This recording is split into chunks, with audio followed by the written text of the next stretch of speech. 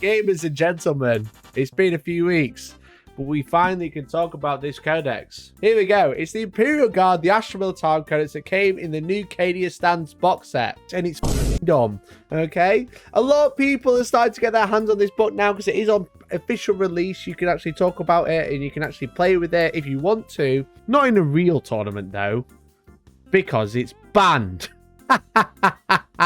Serious note that GW events, along with most of the tournaments, have banned this codex until general release because a lot of the models won't be coming out until general release. And also, because it's banned, because it's not going to be used officially in GW events, the balanced data slate is still up for Imperial Guard, which is written for the old codex. So everything I'll be talking about will be talking about in the context of that being removed. I don't know if that will be the case, whether they keep it, keep some of it, keep all of it, delete it all. We just don't really know. But until then, Astra Militarum time. But not just yet, because it is December. Woo! It's Christmas time, and it's time to get your Hellstorm Christmas jumpers found at Hellstormwargaming.com. If you order today, watching this video, then... I don't know why I paused. If you use code FIRST at checkout today, because it's the 1st of December, you'll get a discount as well. So grab your Hellstorm Christmas jumper. Now I have a bolt rifle. Haha. Now I have a Hellstorm bolt rifle. Haha. Haha. Anyway, back to the video. Bye, please. But there are some units in this book that are so pushed, so pushed. You're going to look at Votan Terminators and be like, who even cares about them? Because this book has so much synergy with a couple of particular units in this book, which are brand new, funnily enough, just to fit that narrative once again to say that Games Workshop makes new units broken for you to buy them. I always disagree, and then I open the Guard Codex, and I'm reminded maybe they're right. What units are we talking about? We're talking about Karsakin, and we're talking about Attilan Rough Riders, gamers. And also the Rogal Dawn on top. Okay, why not? You know? There's a lot of good stuff in this book, and I think you can definitely tell that this has been play tested against unnerfed Votan and unnerfed Tyranids, because that's what they say they do. When they released the Votan book and then nerfed it straight after, they said that they basically tested it against older books and went, at the time it's really good, but then they release it and then it's nerfed. But then it's the book that they released hasn't been nerfed. So it's pretty dumb. It is pretty dumb. I'm not going to sit here and tell you that I'm an expert on Imperial Guard and know every single... I know the list that's going to win the next tournament, but I can tell you multiple things that are very, very good that I feel are quite pushed in this book. We'll kind of discuss what exactly you can do with it. That's the plan. The main change from this book from the previous one is how regiments are done, because like obviously every codex these days has all special rules for being like painted a certain color or whatever. Guard have done away with that, and they pretty much only have custom chapters, which is actually really interesting. And obviously they have custom regimental doctrines that you choose at the start of the game, or you could take the basic one, which is born soldiers. So you get the born soldiers keyword, you get officers with this doctrine of the following aura. And basically, they can use their leadership instead of their own. And then each time you make a ranged attack, an unmodified hit roll of a 6 automatically wounds that target, which has also been taken from the balanced data slate, one of the ideas or the buffs that they gave them. 6 is to hit, automatically wound, which is obviously what Votan have and they can get access to, but it's not as good. But 6 is the hit, auto wound is pretty good for Guard, and it's what's basically kept Guard being quite good in the meta, is having them be able to automatically win on 6 to hit, especially when you're playing Cadian anyway, or another other factions where you can like reroll 1 to hit with take aim or full rerolls. But now they get this, but it also says that if you roll a 6 to hit, it automatically counts as 6 to win, exactly like Votan, which is why I think they were probably play tested quite closely together, because it's a very similar rule. So the fact that the Guard Codex is so wide open that there's access to so much stuff, you can kind of throw it all together. And the Cadian stuff, the Cadian specific units. Now, Cadian keyword doesn't do much, barring limits what buffs you can put on stuff, such as stratagems or character traits or character buffs.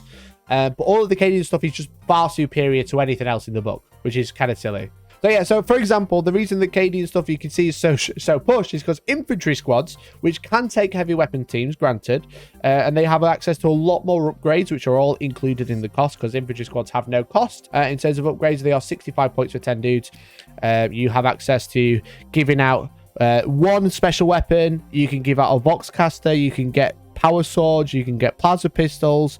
You can get a heavy weapon team, and obviously you can change the heavy weapon team weapon in there as well for 65 points. For 65 points as well, you can have a shock troop unit that can take 2 special weapons rather than 1, can still take a Voxcaster. You can't give them a power sword, but you can give the sergeant a drum-fed auto gun, which I know a lot of people have been talking about, which I think is a really good weapon. And also 6 to hit is an additional hit. Now, if you tie that in with born soldiers for your regimental doctrine, obviously that is an option that you can take. A 6 to hit not only generates an extra hit, it also automatically wounds at the same time. So you essentially roll 10 shots, you roll all hits but 2 6s.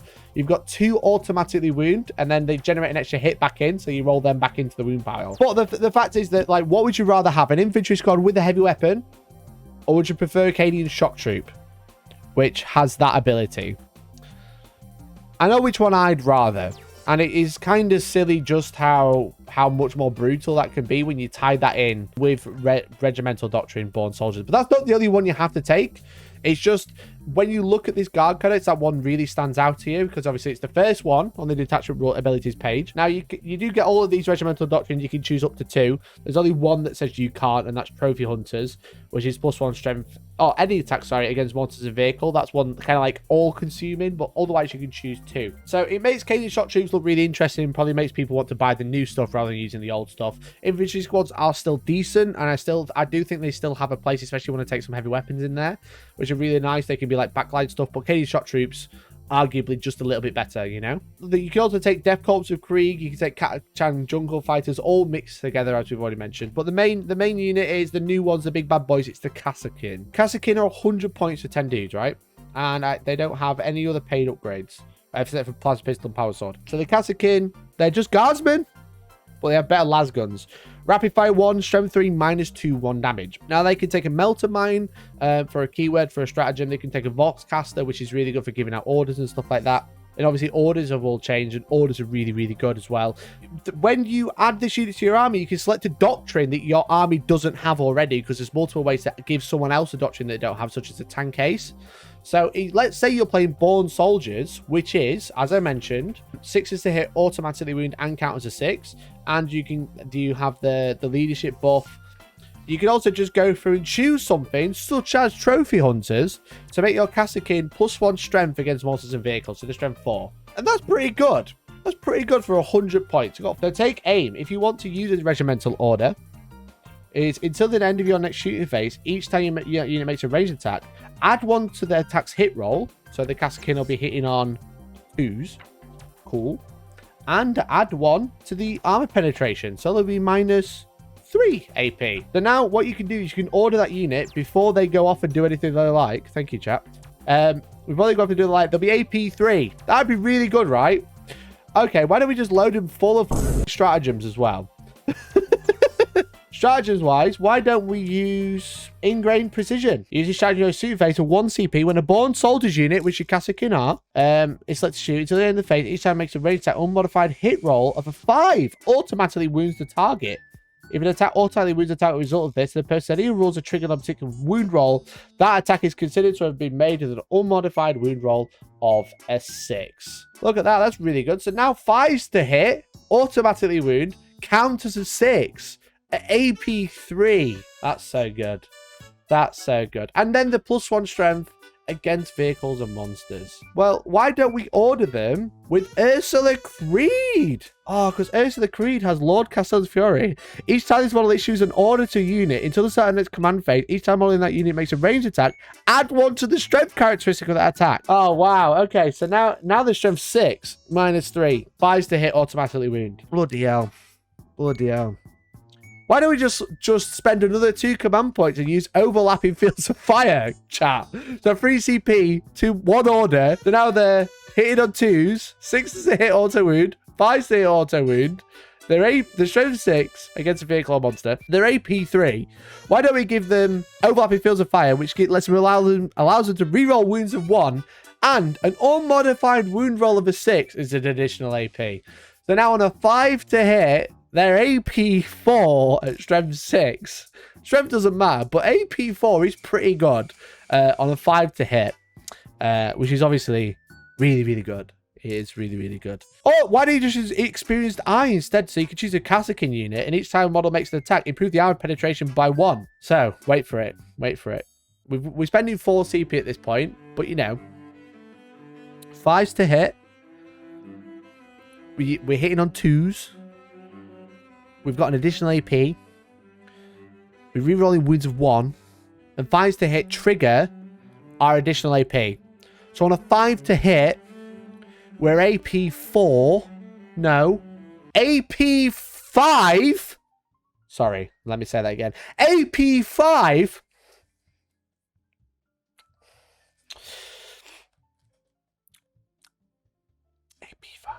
Why don't we just use one more strategy? Overcharged lad cells. Using your shoot phase when a Karsakin unit is selected to shoot. Until the end of the phase, each time one of that unit makes an attack with a hotshot weapon, which is every one of them, an unmodified wound roll of a 6 inflicts 1 more wound in addition, which triggers on 5s to hit. Alright, it's a shame they're only hitting on 2s. It's a shame they're only hitting on 2s. Why don't we take the stupid fucking horseman as well and give out reroll 1s to hit, reroll 1s to wound while he's near them, or I can just choose them. They can reroll the hit and wound. So we take the horseman, we spend 5 CP, and a 100-point unit almost kills any unit in the game because they hit on 2s re-rolling, lucky for 5s, wounded, lucky for 6s re-rolling. Now, I know that's a lot. That's a lot. That's obviously 2 characters. That's, like, what was it? 1, 3, 4, 5 CP spent on 1 unit. However, there's a lot of this in the codex, but you have access to all of those when you need them. You don't have to spend the rerolling wounds of 1 and a modified wound roll of a 6 improves the AP by 1 because you're already like AP 4. So it doesn't matter. You don't need to be AP 5. Why would you? That's just too much because you can also give out, I'm pretty sure you can ignore cover as well. But as Chaz mentioned as well, if you want to spend a CP, you can use Battlefield Bequest or Bequeast. Use this before the battle when you're mushing your army. Select one Astra Militarum model from your army that has a sergeant or watchmaster in their profile, and they can take the Barbicant's key. So you can teleport that Karsakin unit after buffing it up in the command phase, teleport it 9 inches away, and shoot the shit out of everything that you need to, and just really hit a unit. And just when that's 100 points I've just lost because I've lost them now. But I killed an Imperial Knight, which is like 400 points. I killed an Armiger, which is like 200 points. I killed a Rogel Dawn in response. Because you can also order them, rather than being Rapid Fire 2, you can be Heavy 3. Now you'll be -1 to hit, but you're already hitting on 3s, re-rolling everything. So first rank fire, second rank fire, change the type of all lasguns or hotshot lasguns to Heavy 3. So now you don't need to be in rapid fire range to get extra shots. You just get 3 shots each. That's 30 shots. Yes, -5 AP Karsakin murder unit. It is kind of dumb. But you can also take the Warlord trait Master Tactician, which allows you to redeploy 3 units at the start of this game after you know who's going first. So you can put all your Rough Riders on the front line, and your opponent is going to have to counter deploy and go, all right, well, I'm going to stay out of range of the Rough Riders if they go first. They're going to really hit me hard. I've got to make sure I've got everything valuable really far back. And then they lose the first turn roll off and pull them all off the front line and put them up behind somewhere more defensive, out of sight, or in a good counter charge range if you want to deploy forwards. And then you're just like, well, I've got nothing now. I don't know how to respond to that because it just redeployed. Very, very, very strong. You'll then take the Command Squad Regimental Standard Relic called the Finial of Nemrodesh I, whatever that means. While a friendly Astra Militarum core unit is within 6 inches of this model's unit, and obviously it's a unit of 6 now, so it can spread out a little bit. Each time a model in that unit makes a ranged attack, you can ignore any or all modifiers to the attack's hit roll, and if that attack is allocated to an enemy model, that enemy model cannot use any rules to ignore wounds it loses. No feel, no pain, no minimum phase wounds such as a Baden, or you can only take so many wounds a phase, ignores that as well. It's silly. You'd always take one of them. You would always take one. Why wouldn't you? And that's the thing. I think that's probably what Games Workshop might have missed the mark by basically going, oh, all guard work together. All guard work together now. I love the idea of it, right? Guard together strong, okay? I think the problem is that before, in every other codex with multiple chapters, you have a chapter trait, which is a rule, such as Born Soldiers, but then you have a specific Warlord trait and a specific relic and a specific stratagem, okay? And what tends to happen is people kind of go, okay, I'm going to go for this chapter tactic, but it's got a shit relic, or I'm going to go for this chapter tactic. It's not as good as this one, but the Warlord trait is really, really good. Really, really, really good. And I need that for my list. But that chapter tactic is way better. What they've decided to do with this piece of shit, right, is go, actually, no, everyone can take everything. So they have access to all of the best regimental doctrines, whilst also taking all of the best warlord traits and all of the best relics. There are no limitations. That's the problem with this book, and I think that's why it's really scary and really, really good. Is that the fact that you don't have a downside to choosing a particular relic, because you are able to take another chapter tactic that you actually want. I want this really good relic, but I've got a really crap chapter tactic. Or I've got a really crap chapter tactic, or a really good chapter tactic, but the warlord trait's rubbish in this one. That's fine. And that's why this book is so good. There are no limitations anymore. It's one of the best things about it, because now you can take Cadians and Krieg and Catachans all together and be really thematic. But comparatively, as soon as you start breaking it down and be like, oh, I can actually just take anything I want with no restriction. Why? Why? Why can you take everything? I love the concept of it, but once again, Games Workshop come up with the concept and don't think about the repercussions of it. Great example of something I hadn't thought of, liking this Leviathan relic. I have no idea what it even does. Exactly, like Leviathan is really was a really, really good high fleet to run, and it's one that everyone was running. I can't remember what the warlord trait was, I can't remember what the relic is, but I know people weren't using both. Okay, they definitely weren't using the relic, that's for sure, as James, who's been playing Tyranny for a while, why would you? You don't need it, it's shite. You'll take Reaper of Oblitrax, right? That's what you'd always take.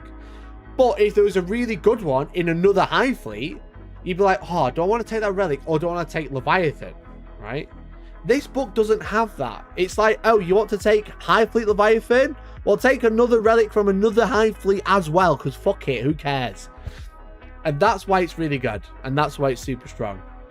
Like the banner, Finial of Nemrodesh first, but you had to take, like, I don't know, heirloom weapons, add forage range to all weapons excluding relics, and that was the only doctrine they had, right? Or I could take the teleport relic and I get born soldiers. You know, that's the problem. And I know I've already said it, but that is the problem. It's that like I can take the best regimental doctrine, the best warlord trait, the best relic, and then just take all the best units. There's no limitation to it. Imagine, right? Imagine if I was playing Iron Hands, okay, and I was taking the heavy doctrine, ignore like what I play now, Iron Hands turn 1, they come down, ignore the penalty with heavy weapons, and the real ones to hit. I take that, but I also take Sanguinary Guard, and everyone has +1 to wound on the charge. You know, I've got the character Dreadnought, I've also got Death Company and Sanguinary Guard all together. Like, that'd be a really good list. I've got Vanguard Veterans in my list right now, and they're all right. But you know what's better? Death Company and Sanguinary Guard. And if I could take them all together and take a Space Marine army, take all the best relics from one chapter, take the best chapter tactic, and then take the best units from another one, such as Sanguinary Guard, that'd be fine, right? That'd be a really good list, funnily enough. And none of the heroes are regiment locked. Exactly, because there is no regiments. I love that there's a custom regiment builder, but it's the fact that you can just take anything together that is really, really silly. Even Votan, if you want Uthar, who is super good, you need to play Great Arthurian League, not the best, so it's a trade-off. Exactly. And exactly, that's one great example. A special character in Votan who's really good is in a league that is okay. You'd rather play Emir Conglomerate, or whatever it's called, that gets a better invuln. The really good one. But if you want Uthar, you have to drop that and take a slightly worse league. Whereas this, you don't have that.